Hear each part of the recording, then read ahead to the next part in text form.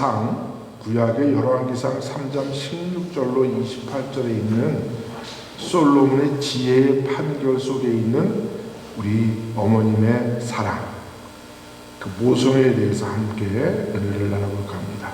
그래서 하나님은 하나님의 창조 질서, 그것이 곧 모성애다. 모성애다. 네. 우리가 이 말씀은 너무나 잘 아는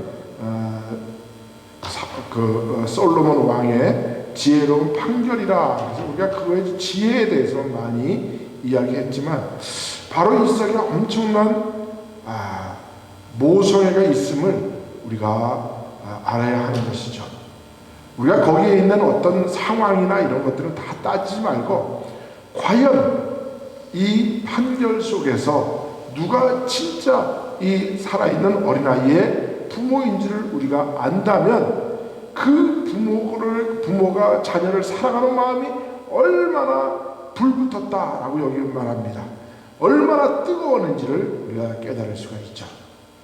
그래서 우리는 지혜로운 솔로몬의 판결만 보지 말고, 그곳에서 있는 그 어머니가 그 아들에 대한 그 모성애, 그 불붙을 것 같은 그 모성애, 결코 자기는 아들을 잃는다 할지라도 그 아이들의 목숨을 살리려고 하는 그 모성애를 생각해 보면서 우리가 하나님의 뜻을 한번 찾아보는 게 어떻겠는가. 그래서 오늘 어버이 주일날 이 말씀을 택했습니다.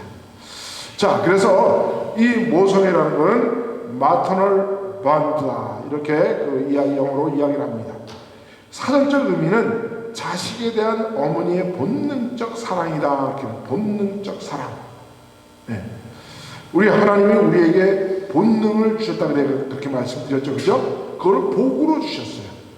그게 어디 있는 말씀입니까? 창세기 1장 28절에 있는 말씀이죠. 그럼 하나님이 아담과 하와를 지고 그들에게 복을 주시되, 그죠? 그러면서 뭐라 그랬습니까? 생육하고 번성하고 땅에 충만하라. 그래서 생육하는 게 뭡니까? 먹는 본능이죠, 그죠? 먹어야 우리가 사는 거죠. 먹어야 사는 것이죠. 먹음에 대한 욕심이 없으면 결코 우리는 생장할 수가 없죠. 그 두 번째 우리에게 있는 것이 무슨 본능입니까? 성욕이죠. 예. 남자는 여자는 남자를 만나서 아이를 낳고 자손들을 낳고 그 자손들을 멀리 퍼뜨리려고 하는 그 본능이 바로 우리의 성욕이라는 거죠. 이 성욕 속에 하나님이 우리에게 선물로 준 본능이라는 거죠. 그 땅에 번성하라, 땅에 충만하라. 그것은 우리가 이 땅에 하나님이 지으신 이 땅 끝까지 이르러 하나님의 이름이 온 땅에 전파되도록 우리가 멀리 퍼져나가야 하는 것이죠. 그래서 우리에게 그런 걸 하기 위해서 우리에게 소유욕을 주셨다. 그래서 식욕과 성욕과 소유욕은 하나님이 우리에게 준 본능이다. 본능이 나쁜 게 아니죠, 그죠? 그런데 이 본능이 욕심을 부려서 그것이 새끼를 낳고 그것이 잉태해서 죄가 되는 게 문제라는 거죠. 그러니까 본능이 나쁜 거 아니에요. 만약에 부모에게 모성애, 부성애가 없다면 우리 자녀들이 어떻게 생존하겠어요? 절대로 생존 못하죠. 그렇죠? 어떤 이 땅에 하나님이 창조한 창조물들이 자식을 번성시키기 위해서는 그 부모들은 자기의 생명을 걸고 그 자녀들을 지켜내서 결국은 이 자녀의 아름다운 섭리를, 하나님의 섭리를 만들어 나가는 것이 하나님의 창조의 질서라는 것이죠. 그래서 이거를 리처드 도킨스라는 사람은 이기적 유전자라는 책에서 이렇게 이야기를 합니다. 이기적 유전자에서 모성애는 유전자가 자신의 유전자 후손을 남기기 위해서 일어나는 힘이다. 네. 그것을 그 본능이라는 것을 결국 무엇으로 우리가 그것을 해석할 수 있느냐? 그것은 내 유전자를 남겨서 그 유전자가 계속해서 이 땅에 유지시키려고 하는 그 힘이, 그 유전자가 이기적으로 우리 속에서 움직여서, 그래서 나라는 어떤 내 속에 있는 그 유전자를 내 자손에게, 내 자손의 자손에게, 그 자손의 자손의 자손에게 남기려고 하는 그 힘이 바로 이기적 유전자라고 이렇게 해석을 합니다.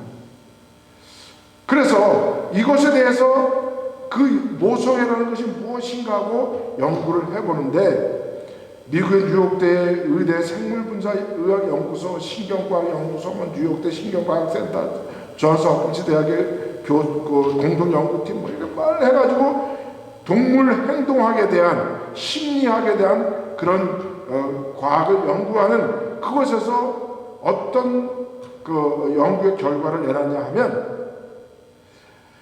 어떠한 생명이 있는 생명체든지 자기 아기 새끼의 소리에 그 부모, 그 엄마된 그 개체는 즉각적으로 반응을 일으킨다는 거예요. 그래서 그 반응이 신경회로에 통해서 일종의 모성의 신경망이 있다는 것을 발견해낸 거예요. 그래서 이 모성의 신경망이 아기의 울음소리, 아기의 흐느끼는 소리만 들어도 엄마는 즉각적으로 그 모성애가 발동하도록, 이렇게 우리 모든 생물들은 하나님이 우리에게 그런 유전자를 집어넣었다는 것이죠. 그래서 인간을 비롯한 모든 동물에게 아기 울음소리는 아기의 고통을 알리는 데 강력한 신호이기 때문에 새끼를 갓 낳은 어미가 아기의 울음소리를 들으면 그 모성애가 발동하는데, 그 모성애가 발동하도록 만드는 게 뭐냐? 옥시토신이라는 호르몬이 즉각적으로 발동을 해서 그 아기를 보호하려고 하는 그 사랑이 몸속에서 확 퍼져나간다는 거예요. 그게 바로 적분비를 일어나서 아이가 울면 젖을 먹이고 아기를 보호하려고 하는 그 본능이 모든 생물에게 있는데, 그것은 바로 하나님이 이 땅에서 생육하고 번성하는 땅에 충만하게 하기 위해서 하나님 주신 본능이라는 사실을 우리가 잊지 말아야 됩니다. 만약에 이 모성애가 없다면 이 세상에 어떤 새끼가 성장할 수 있겠어요? 나자마자 즉각 죽겠죠. 모든 모성애는 끝까지 자기의 유전자가 성장될 수 있도록 그렇게 모성애를 발휘한다는 겁니다. 그래서 이 하나님이 생육하고 번성하는 땅에 충만하는 이 모성애라는 본능은 바로 하나님의 창조 질서를 이어나가게 하는 그런 시스템이라는 거죠.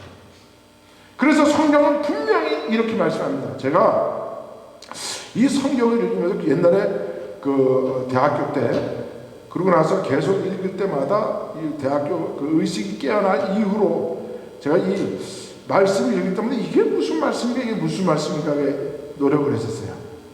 이게 무슨 뜻인가? 자, 출애굽기 23장 19절에 보면 이런 말씀이 있어요. 너는 염소 새끼를 그 어미의 젖으로 삼지 말지니라.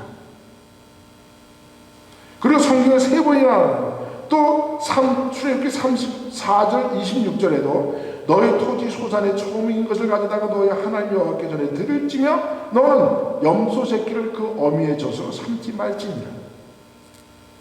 그리고 신명기에도 똑같은 말씀하세요. 신명기 14장 21절에 너는 너의 하나님 여호와의 성민이라 무릇 스스로 죽은 것을 먹지 말 것이니 그것을 성중에 우고하는 객에게 주어 먹게 하거나 이방인에게 팔아도 가하니라. 그러나 너는 새끼, 이스라엘 백성들이 이야기하죠. 너는 선민이기 때문에 하나님의 명령은 무엇이냐? 염소 새끼를 그 어미의 젖에 삼지 말지니라. 제가 이 말씀이 무슨 뜻인지 가서 찾아보고 여러 가지 연구를 다 해봤어요. 근데 여러 가지 주석들이 있는데, 뭐 그런 것들은 다 잊어버려도 상관없어요. 뭐 읽어보라 마나 한 것들이더라고요. 그런데 저는 제가 이걸 읽으면서 무릎을 한번 친 적이 있어요.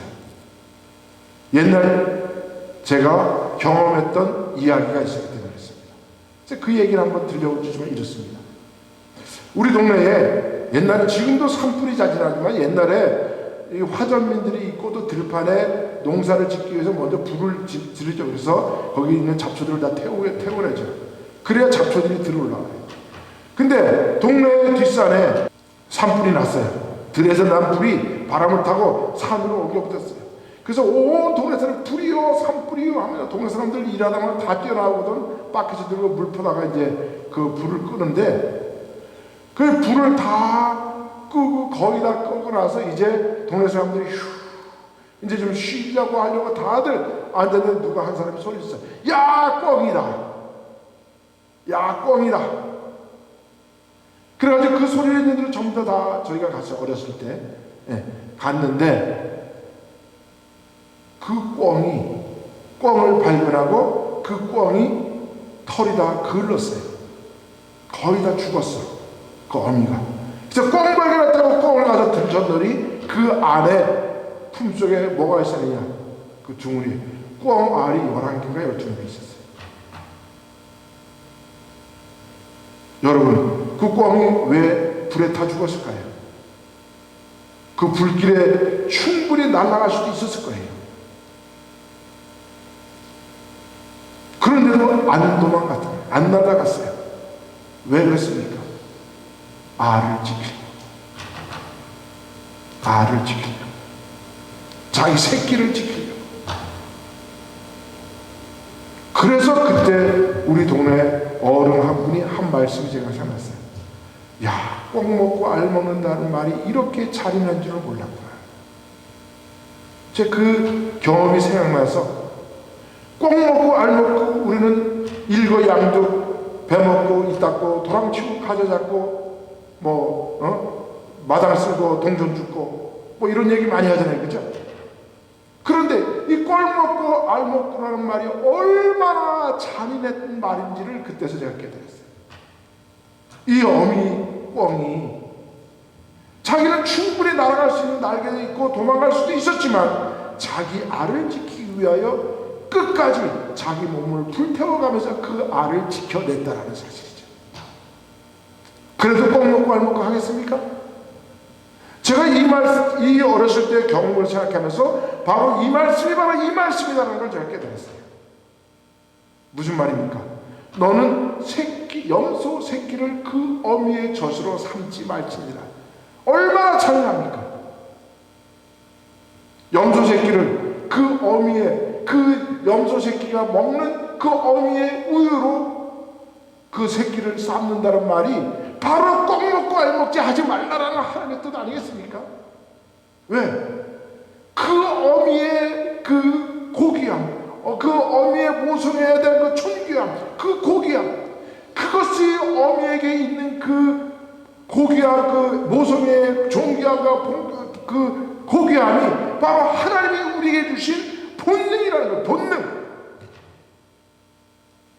이 어미 꿩은 아마 두 가지 본능에서 아마 왔다 갔다 했을 거예요.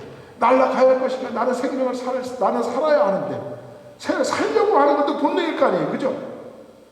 그런데 이 어미 꿩은 자기 알을 지켜내고자 하는 그 모성애가 더 컸기 때문에 날아가지 않고 그 산불 속에서 그 털이 다 글러지면서도 죽어가면서도 그 알들을 지켜냈다는 사실은 이것은 결코 하나님의 창조 질서가 아니면 무엇이겠습니까? 하나님이 우리에게 주신 선물, 하나님이 우리에게 주신 사랑, 그 모성애의 본능이었다는 거죠. 그러면서 제가 옛날에 그 펠리컨의 모성애라는 책을 한번 제가 읽어본 적이 있었는데 그거를 한번 쭉 보면서 묵상을 해보니까 새 중에서 이 펠리컨만큼 모성애가 꿩도 그 모성애를 그 알들을 지켜내는 것만큼 이 펠리컨도 아주 굉장한 모성애를 가지고 있는 새라는 그 상징이라는 것을 제가 알게 됐어요. 조류 중에 모성애가 가장 뜨거운 것은 펠리컨이다. 이 펠리컨은 자식들에게 줄 먹이가 없으면 자신의 가슴살을 뜯어 먹이고 병이 걸린 자식에게는 자신의 핏줄을 터뜨려 자신이 죽어가면서도 그 피를 입에 넣어주어 자식을 살려낸다. 새끼를 살려낸다.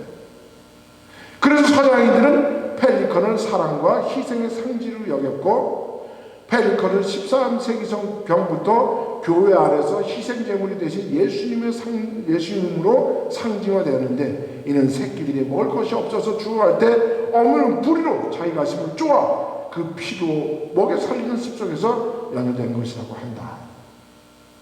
그래서 지금도 유럽에 있는, 특히 헝가리에 있는 교회는 강대상 앞에 펠리컨, 그래서 옛날에 제가 그것을 한번 본 적이 사진을 본 적이 있는데 왜 거기에 펠리컨이 있었는지를, 그 강대상에 우리는 요게 나를 기억하라는 말이 있잖아요. 근데 여기 펠리컨을 이렇게 그려놓은 그걸 제가 옛날에 한번 본 적이 있어요. 그래서 아니 왜 그 강대상에 그 펠리컨을 이렇게 해놨나 생각했던 적이 있는데 바로 이것이었어요.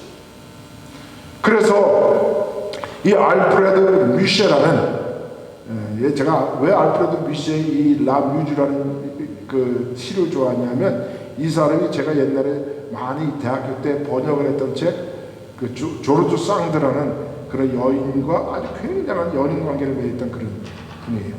그래서 제가 이 사람 시를 제가 많이 읽었었는데, 그 시에 이런 이야기가 있어요. 긴 여행에 지친 펠리컨이 저녁 안개 속에서 자신의 갈대밭으로 되돌아올 때, 굶주림에 지친 어린 새끼들이 멀리서 그가 물 위에 쓰러지는 것을 보고 해변으로 달려옵니다. 느린 걸음으로 높은 바위에 이르러 늘어진 날개로 새끼들을 감싸 안고 처연한 어부 그는 하늘을 쳐다봅니다. 열린 가슴에는 피가 줄줄 흐릅니다. 그는 바다 깊이까지 찾아 헤맸지만 소용이 없었지요. 그 큰 바다는 텅 비어 있었고 해변은 황량했습니다. 이제 그는 자신의 심장을 자식들의 먹이로 내어줍니다.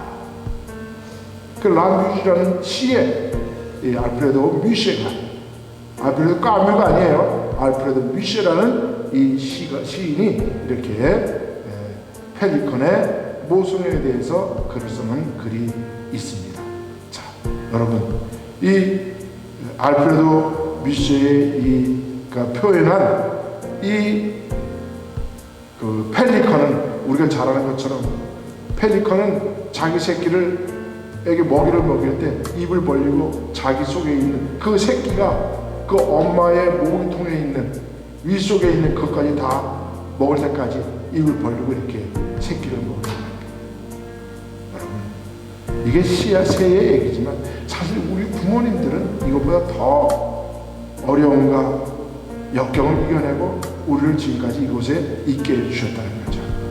이것이 우리가 1년에 한 번이라도 마더스데이, 또 한국에서는 어버이 주일날 우리가 부모님의 그 사랑을 생각하면서 우리가 또한 부모가 된 우리들이 우리 자녀들에 대한 그 사랑과 그 애정을 우리가 다시 한번 표현해야 될 때가 아닌가. 그래서 힘들고 어려운 우리 자녀들의 인생살이에 부모를 생각하면 늘 힘이 나고 또 용기를 얻고 부모님이 해주셨던 그 한마디에 다시 힘을 얻고 소생할 수 있는, 그것이 바로 우리 하나님 주신 선물, 그들에게 복으로 주신 우리의 본능이랍니다. 오늘도 그 하나님의 사랑을 깨닫고 더욱더 열심으로 부모로 자녀로 살아가는 우리 모두가 되시기를 예수님 이름으로 축원드립니다. 기도합니다. 하나님 감사합니다.